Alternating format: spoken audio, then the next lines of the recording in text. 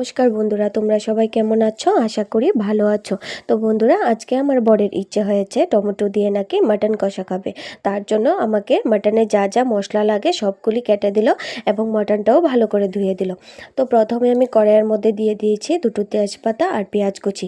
এইগুলি যখন ভাজা হয়ে যাবে তারপর দিয়ে দেবো বাটা মশলা। তো বাটা মশলাটার মধ্যে আছে জিরে গুঁড়ো, ধনে গুঁড়ো, কাঁচা লঙ্কা বাটা, পেঁয়াজ বাটা, আদা বাটা ও রসুন বাটা। তারপর দিয়ে দিলাম মাটন।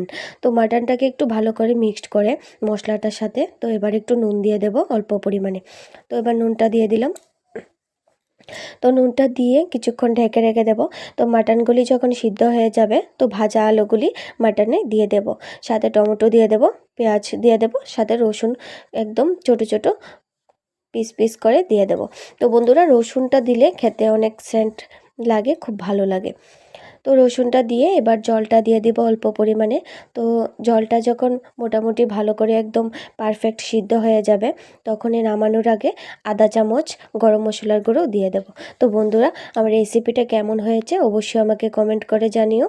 এইভাবে কিন্তু খেতে ভীষণ মজা লাগে। তো বন্ধুরা, তোমরা বাড়িতে বানিয়ে অবশ্যই ট্রাই করবে।